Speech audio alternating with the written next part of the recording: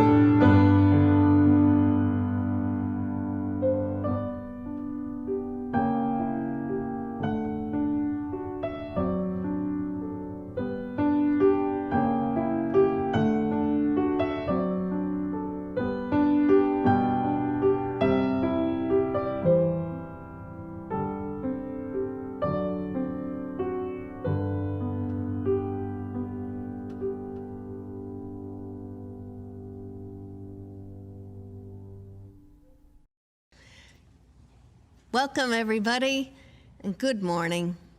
So faith development or religious education is one of the most important ministries we do here, but one of the most invisible, especially in this past year. Our director of the program, Dana Poss, has worked tirelessly this past year to keep our families connected and to offer programming to promote the faith development of children, youth, and adults. It has entailed extra creativity and imagination, maintaining connections with her colleagues and denominational resources, and extra planning to keep up with the changing conditions. Many volunteers also help to support the programming. You'll hear from two of them later in this service. Today, we celebrate and lift up our faith development program, all of the children and youth and adults who participate, and all of the teachers and group leaders and others who work to make it happen. We lift up and celebrate the fact that Being a Unitarian Universalist involves more than attending or watching a worship service, whether it's on Sunday morning or later, as you can do now, as many are, in fact, doing now. Our faith is not conveyed in one service a week. It involves lifelong learning, reading, and discussion. So come, let us join together in the celebration of learning.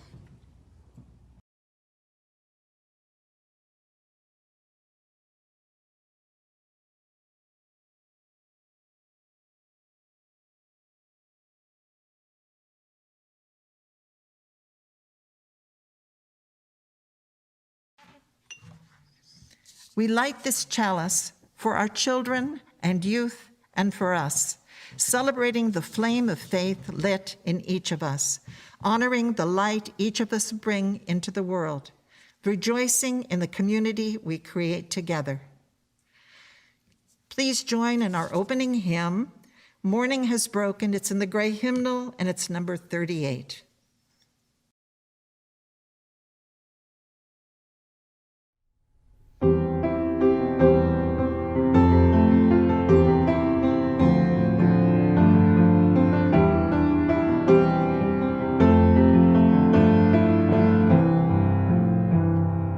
Morning has broken like the first morning. Blackbird has spoken like the first bird.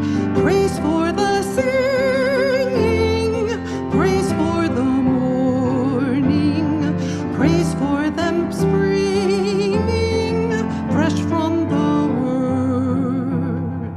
Sweet the rain's new fall, sunlit from heaven, like the first to fall on the first grass. Praise for the sweetness of the wet garden, spring in completeness where God's feet pass.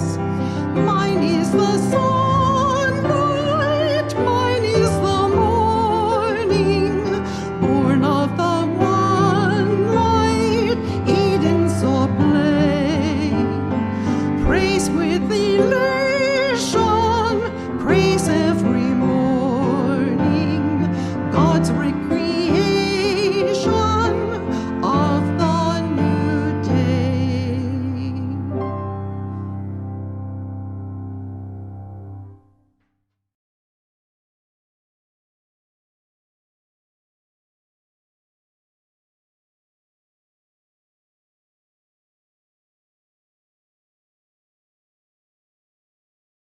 Good morning, everyone. It's time for a story for all ages. Today's story is called It's Okay to Be a Unicorn by Jason Tharp.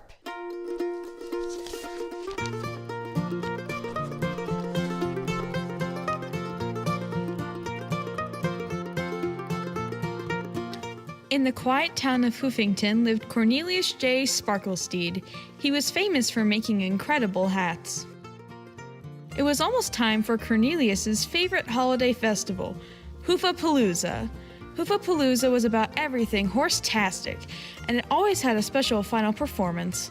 Last year, Bonnet pulled a statue of Abraham Lincoln across a field. The year before, Clyde stomped the alphabet. For this year's Hoofapalooza, Mayor called Cornelius to the town hall for a special request. I want the most un-unicorny hat you can make, the mayor said. All Cornelius could think to say was, "Sure, Mr. Mayor." He went home to get started. As Cornelius worked, he thought about how Hoofington's horses were nice to every horse, except unicorns. They said lots of mean things about unicorns. Cornelius knew none of it was true, but he never said anything back, and he always kept his big secret hidden under his hat. When Mayor picked up his hat, he said, "Wow, it looks great. Your hats are so creative. I'm choosing you to perform in the final show at Hoofapalooza. I can't wait to see what you do on stage." "That's hooferific," Cornelius said. "Thank you so much, Mr. Mayor. I won't let you down." On Monday, Cornelius stopped by his friend Tilly's donut shop. "Congratulations on being picked for the Hoofapalooza final show," Tilly said. "I've been working on new flavors. What do you think?" Cornelius took a bite. "Holy hay, these are so yummy. But have you ever thought about even more exciting flavors? Maybe chocolate hay fever, wowie strawberry, super sour green apple grass?" Tilly looked thoughtful. On Tuesday, Cornelius ran into his friend Pablo Horscaso at Hoofington Art Supply. They both wanted the last tube of sparkly bright blue, so they agreed to share it. "I need that blue for my mural for Hoofapalooza," Pablo explained. "I feel like it's missing something." "Have you thought about adding a double rainbow?" Cornelius asked. "No. Wait, a triple rainbow." Pablo looked thoughtful. On Wednesday, Cornelius galloped to DJ Salad's recording studio to ask for help with the music for his Hoofapalooza performance. "I'm down with that," DJ Salad said. "Check out this track I just made. Do you think it sounds all right?" "Wow, it's hooftastic," Cornelius said. "But what would it sound like with a wind chime, or a harp, or a little more cowbell?" DJ Salad looked thoughtful. For the rest of the week, Cornelius made his costume for his Hoofapalooza performance. It had everything he loved: bright colors, glitter, and sparkles. While he worked on his costume, Cornelius tried not to think about all the mean things Mare and the other horses always said about unicorns. On Sunday, every horse was having fun at Hoofapalooza. Yearlings were getting dizzy on the tilt-a-wheelbarrow, and ponies were eating way too much fried hay. But even though he loved the festival, Cornelius wasn't having fun. Before his show, Cornelius peeked out from behind the curtains. He noticed Pablo's mural had a quadruple rainbow. Tilly's donuts looked even wilder than anything Cornelius had imagined. Chocolate hay fever strawberry. And DJ Salad's music had wind chimes and harps and cowbells and even a kazoo. "Oh my hey," Cornelius said. He felt ready to pull on his costume. When the music began to play, Cornelius stepped out on stage. The curtains parted. Cornelius put on a prance to end all prances. His moves were flawless. His flow was magical. He looked awesome. As the last music note played, Cornelius pulled off his hat and yelled, "I'm a unicorn!"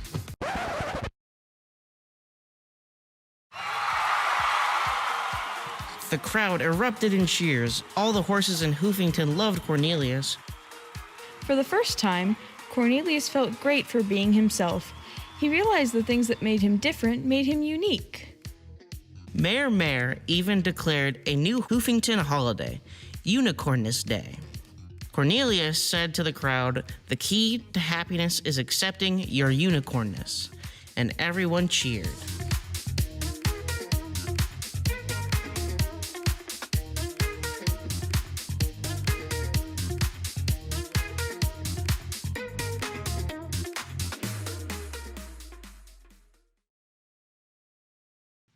Good morning.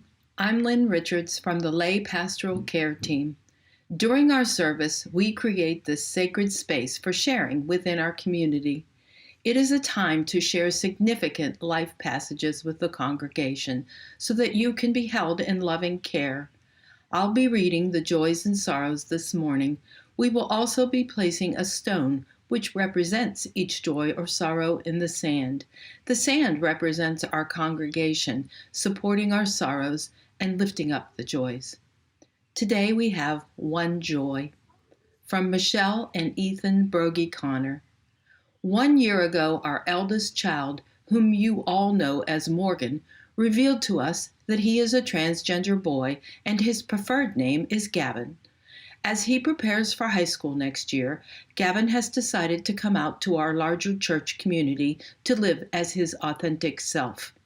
Our joy is that our children have grown up here at UUCNH, where they learn from an early age that they are loved and honored for who they are, and that they will always be treated with dignity and respect. We know that our loving religious community will continue to support us and Gavin as we navigate these new waters together. To Michelle, Ethan, and Gavin, we say, we share in your joy. We now place one more stone in the sand for all those joys and sorrows that exist in our hearts, but which remain unspoken today. We especially think of all who continue to be affected by this COVID-19 pandemic. Please read with me the words appearing on the screen, knowing that here includes all those watching. Let us hold in our circle of caring each person here. Let us hold in our hearts those who are unable to be with us today. Let us hold in our memories those who have moved on. Let us find comfort in knowing that we are not alone.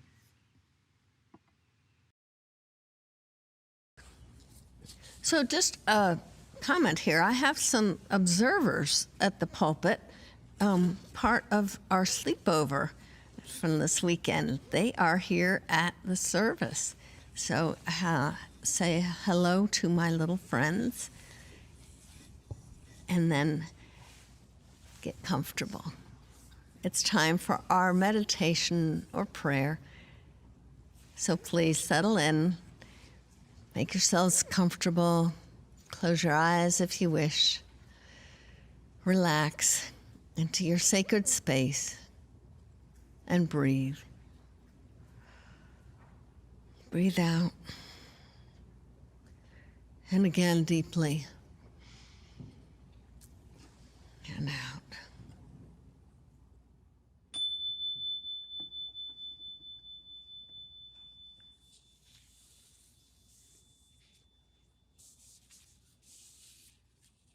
The prayers by my colleague Lindsay Bates. Receive, O mystery, the words of our hearts. If prayer worked like magic, if I knew the words that would guarantee the prayer's power, I know what I would pray. Let life be always kind to our children. Let sorrow not touch them. Let them be free from fear. Let them never suffer injustice, nor the persecutions of the righteous. Let them not know the pain of failure, of a project, a love, a hope, a dream. Let life be to them gentle and joyful and kind. If I knew the formula, that's what I would pray. But prayer isn't magic, and life will be hard. So I pray for our children with some hope for this prayer. May their knowledge of sorrow be tempered by joy. May their fear be well balanced by courage and strength. May the sight of injustice spur them to just actions. May their failures be teachers that their spirits may grow. May they be gentle and joyful and kind. Then their lives will be magic and life will be good. So may it be. Blessed be. And amen. And let us pause for a few moments in silent reflection.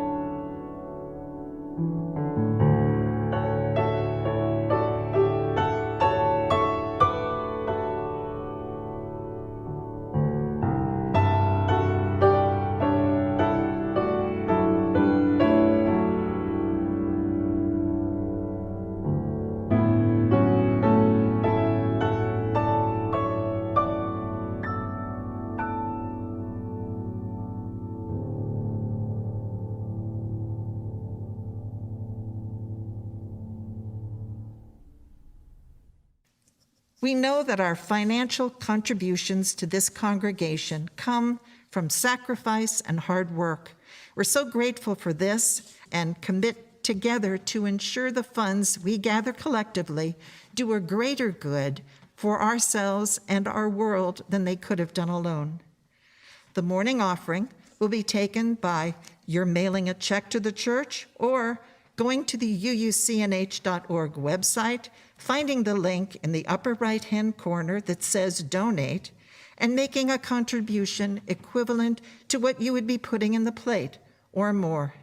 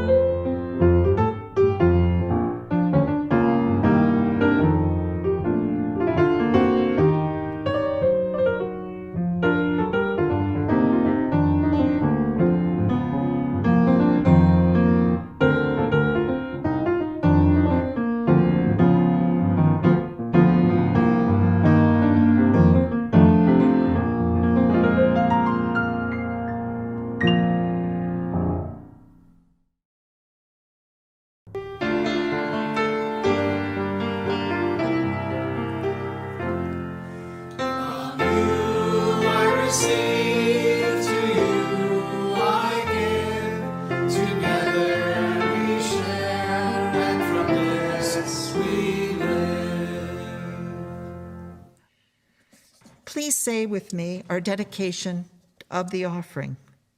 May these gifts and the work of our hands and hearts give power to all we stand for as a community of faith.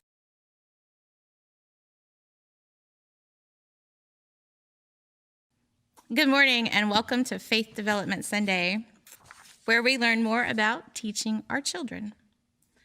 First, I would like to recognize some folks. We have a graduating senior this year, Julian Wilkes, who's going to be leaving for college in the fall. And we have some sixth graders who are bridging into our youth group this year. They are Aislinn Connor, Micah McCauley, Will Nelson, Elliot Smith, Grace Swiger, and Abby Ye. So congratulations to these guys. We're looking forward to the next stage in your life and following as you go through that. I would also like to recognize some folks who have worked really hard in our faith development program this year in a really, really strange year.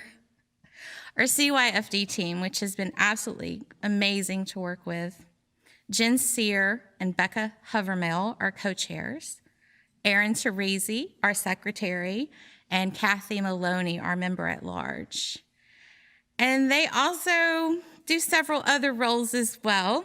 Most of them teach or facilitate too. Some of our other teachers are Ed Moore, Kelly Sullivan, Dawn Lindsay, Tony Palermo, and our youth group advisors, Nancy Kepner, Rachel Smart, and Robin Travers. Thank you all so much for hanging in there during a really challenging year.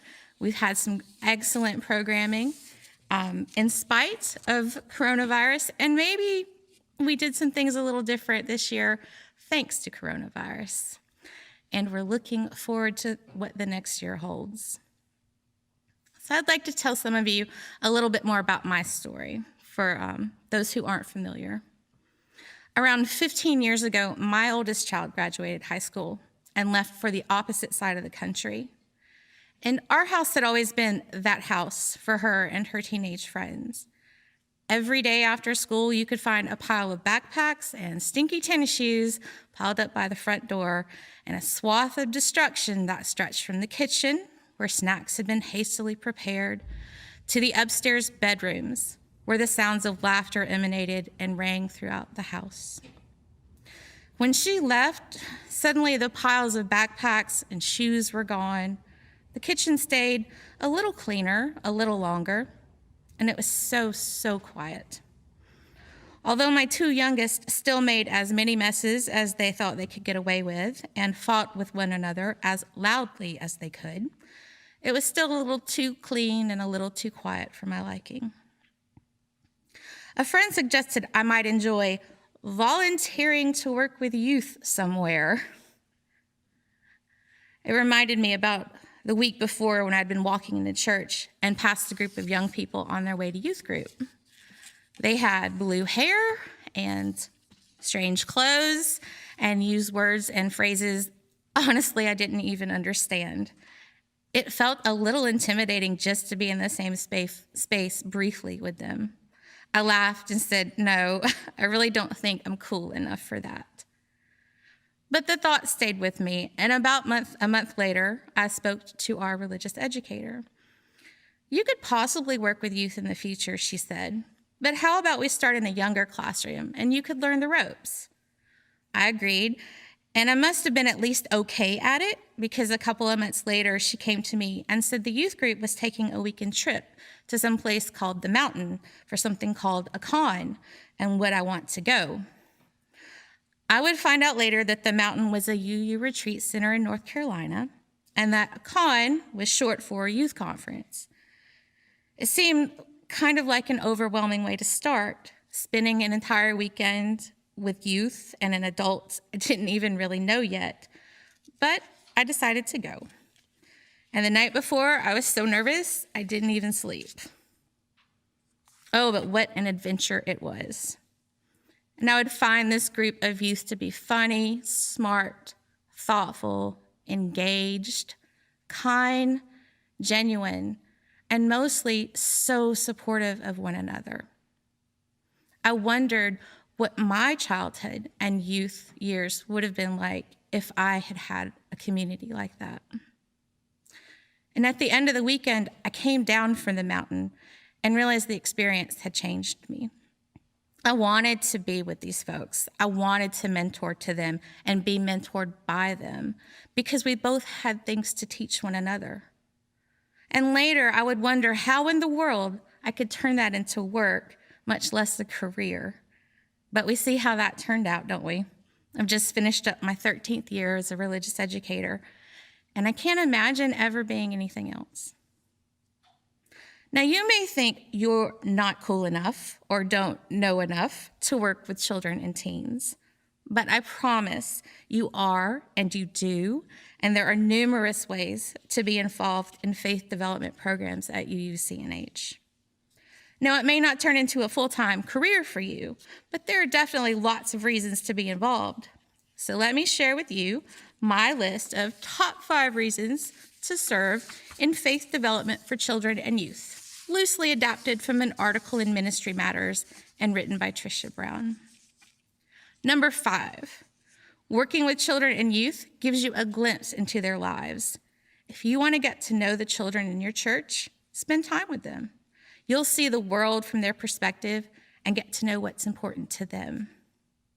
Number 4, by teaching, you'll learn more than you ever thought you would. Don't be afraid that you don't know enough. Don't worry, you don't. No one knows everything. But as long as you're willing to learn, you will. In faith development, we teach one another.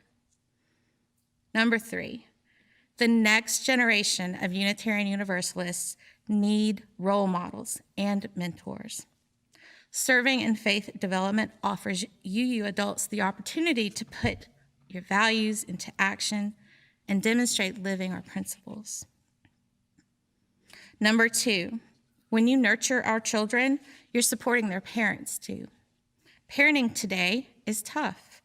When you show an interest in the children in our community, you'll meet grateful parents who are also on their own faith journey that you might not otherwise get a chance to know.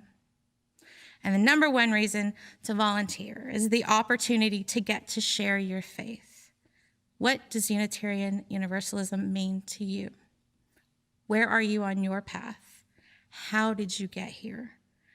No matter how long you've been a UU, the story of your journey is a sacred one that, once shared, can help others.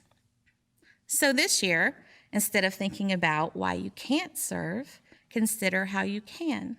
And then let's talk, and we can find a way to make it happen. Because investing in our children and teens will change you and them as you connect and learn from one another.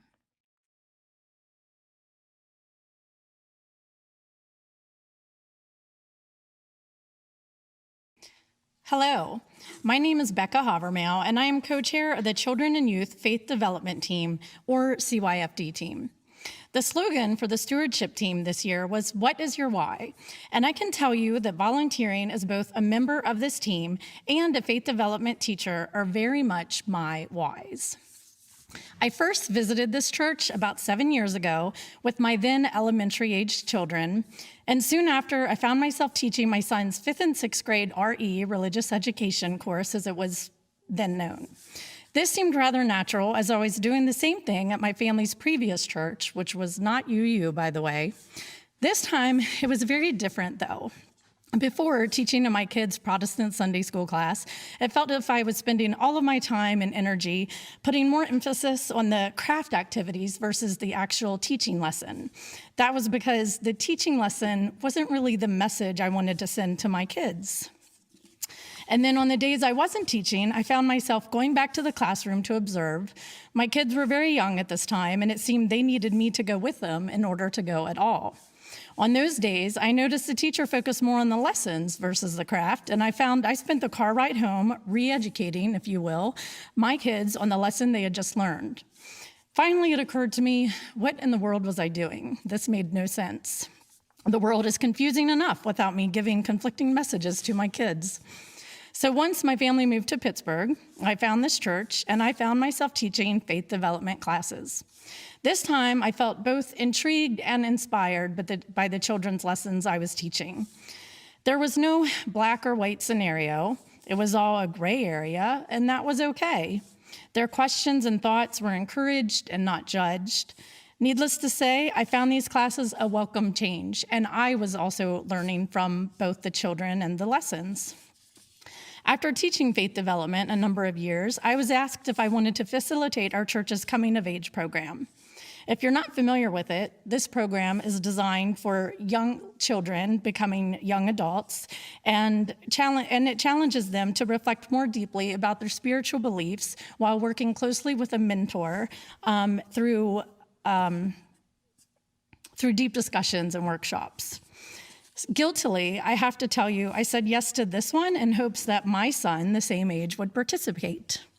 Well, that didn't happen, but I did volunteer, and I found myself loving not only another program that we offer, but completely in awe of the confidence and integrity of the kids participating in the program. On a side note, it was completely introspective for myself as well. For the past year, I have served on the CYFD team as a co-chair, and well, it's been a year of reinvention. As everyone would agree, we have all had to reinvent our lives. This really leads me to my final why. This has been an incredibly tough year with great loss, but the connections I have made and relationships that have been built have helped me weather the storm, and I can honestly say I would not have these connections or these friends without my volunteer efforts in this program and in this church.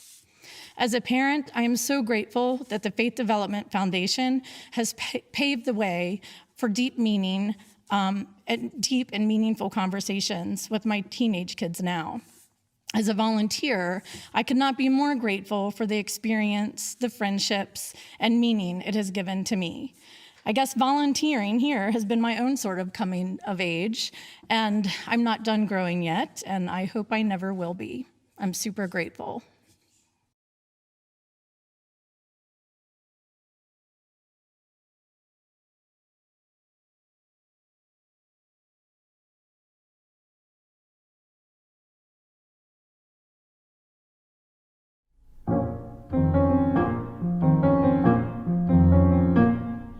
If you go down in the woods today, you're sure of a big surprise. If you go down in the woods today, you'd better go in disguise. For every bear that ever there was will gather there for certain, because today's the day the teddy bears have their picnic.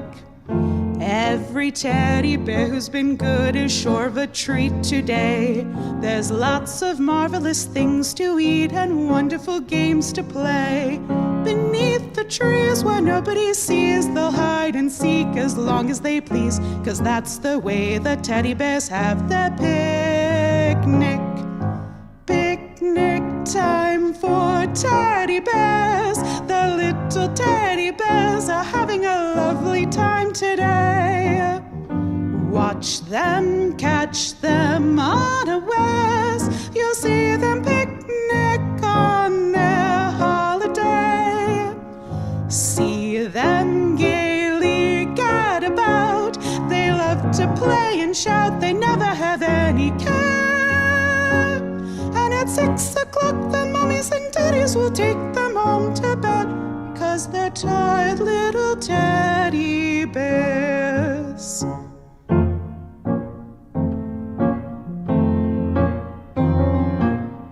If you go down in the woods today, you'd better not go alone. It's lovely down in the woods today, but safer to stay at home. For every bear that ever there was will gather there for certain, because today's the day the teddy bears have their picnic. Picnic time for teddy bears. The little teddy bears are having a lovely time today. Watch them, catch them unawares. You'll see them picnic on their holiday. See them gaily gad about. They love to play and shout. They never have any care. But at 6 o'clock, their mummies and daddies will take them home to bed, because they're tired little teddy bears.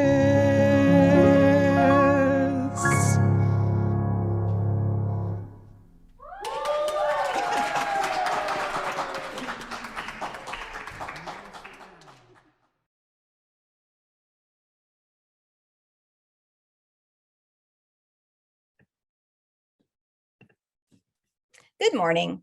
My name is Jen Sear, and my children and I have been part of the UUCNH community since 2014. From the beginning, we have been involved in the church's Children and Youth Faith Development Program, also fondly referred to as CYFD. As a mom that didn't grow up attending any church regularly, I formed my own individualized religious beliefs as I came into adulthood, with the basic idea that one should never stop learning and that kindness is always the answer. When I attended my first church service here and heard the words, "You are welcome here," I knew it was true. I suspect I've been a UU my entire life without even knowing it. Not only have my kids been active participants in the CYFD program since the beginning, but so have I as a volunteer. I've been a nursery caregiver, a preschool kindergarten teacher, and have served on the CYFD team for the past several years, and as the team chair for the past year. Over the past church year, we've held Zoom classes every other Sunday. While our attendance has been lower than our traditional in-person classes, we have a core engaged group of children. Being a part of CYFD and watching my children learn and grow while participating in the program, I can't tell you how rewarding the experience has been, both as a volunteer and as a parent. While I'm there to support our children and help them grow into the adults they will one day be, I feel like I learn as much from them as they do from me. I'm so glad that my children get to be involved in a multi-generational community like UUCNH. I never had this experience as a child, and I can see the impact it has on my own kids. When we come to church, they see the familiar faces of their peers, but also trusted adults with whom they can engage. I'm so thankful for the CYFD curriculum. Instead of being told what to think about the world around them, our children are encouraged to form their own opinions and exercise critical thinking skills. They are also taught the importance of social justice and equality.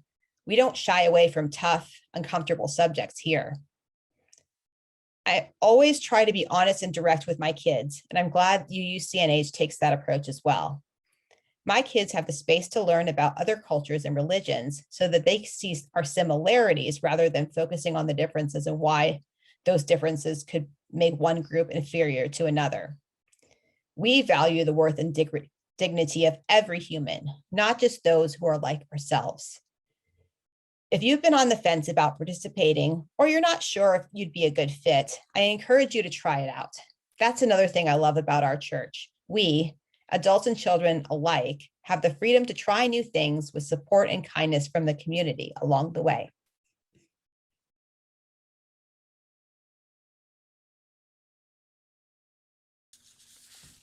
So thank you, Dana and Becca and Jen. And I've been told to remind you that our little guys up here, they have been vaccinated, and that's why they're not wearing masks. So what I have missed perhaps most during this pandemic shutdown time is seeing the kids. They don't come to coffee hour. They don't attend board and team meetings. And so to me, they've been virtually invisible. I wonder if you miss them as much as I do. I am so looking forward to being back in person here in September and seeing everybody again. It's been so long. It sounds now like even the kids can probably be vaccinated by then. It makes me want to dance. Woohoo! I am sure you've heard the wisdom that it takes a village to raise a child. And in our current social reality, this church is that village. In all the congregations I've served, it seems the parents with kids in the program are the primary volunteers. And it is right that they should be involved and take some responsibility for the program. But there are usually a few other volunteers who don't have kids in the program, and they are the best kept secret of congregational life. They get to know a group of young people they would otherwise not know. They get to play, laugh, and learn with them. And then when the kids get tired and cranky, they can send them back to their parents. When I was a new UU, way back when, I had to choose between teaching RE and singing in the choir. Some of you may have heard this story. It was a tough choice, and because I love singing, but I also realized there was this whole group of people on the other side of the building on Sunday mornings, and I wanted to get to know them. And so I ended up choosing teaching. I started with 5th grade, thinking that this batch of kids was old enough to be able to actually talk to in a reasonable manner, and yet young enough that they hadn't started rebelling yet. So that was, to me, the ideal age. And then the year after, though, I was approached by a member of the youth group who asked me to accompany them to a con, these conferences that they call cons in our youth culture, all around the country, although they were, district level. And I went, and I ended up being a youth group advisor after that, and just loved it. Loved working with all the ages, actually, and knowing that side of the church. So I would like to encourage you, whoever you are, to try it out if you haven't yet. Teaching, Dana will provide you with everything you need, and you learn as you go, as she said. You learn along with them. You just have to stay a page ahead. And, just having fun with them. They just want someone to be there with them, to hear them, to care about them. So I encourage you to volunteer. I hope you will consider being a part of this fun and important ministry in the coming year.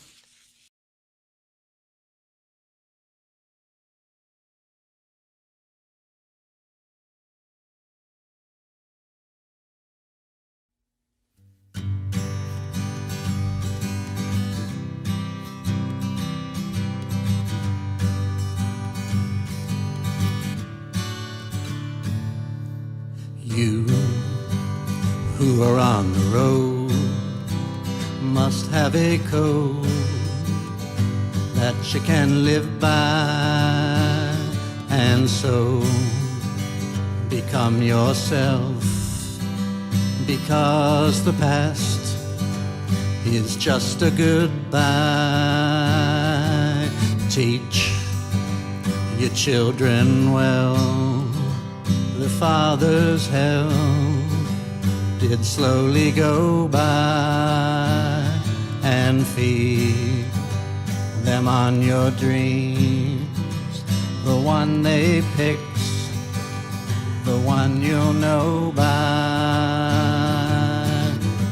Don't you ever ask them why. If they told you, you would cry. So just look at them and sigh, and know they love you.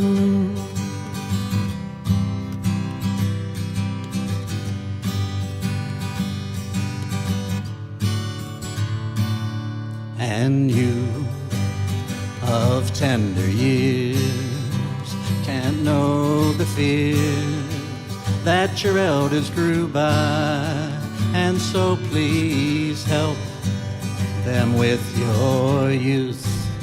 They seek the truth before they can die.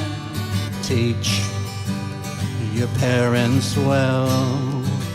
The children's hell will slowly go by, and feed them on your dreams.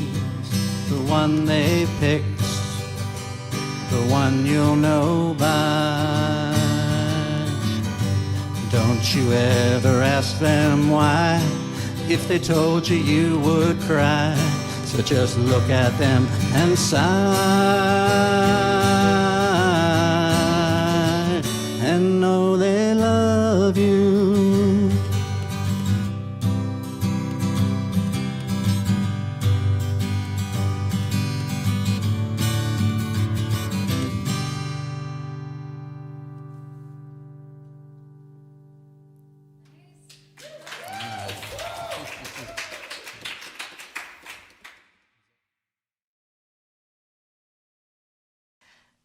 Our final hymn is Come Sing a Song With Me. It's number 346 in the Gray Hymn Book if you have one, and the words will be on the screen.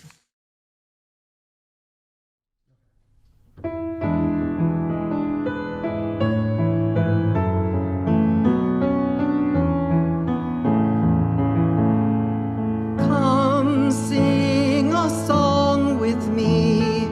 Come sing a song with me. Come sing a song with me, that I might know your mind.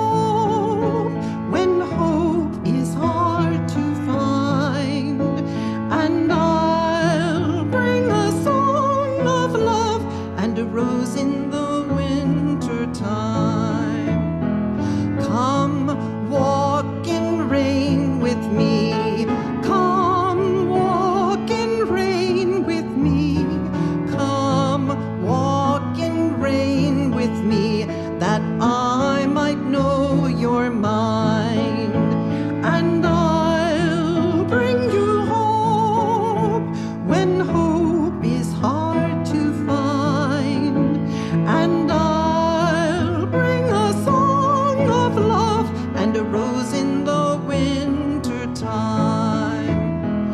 Come share a rose with me. Come share a rose with me. Come share a rose with me, that I might know your mind. And I'll bring you hope when hope is hard to find. And I'll bring a song of love and a rose in the winter time.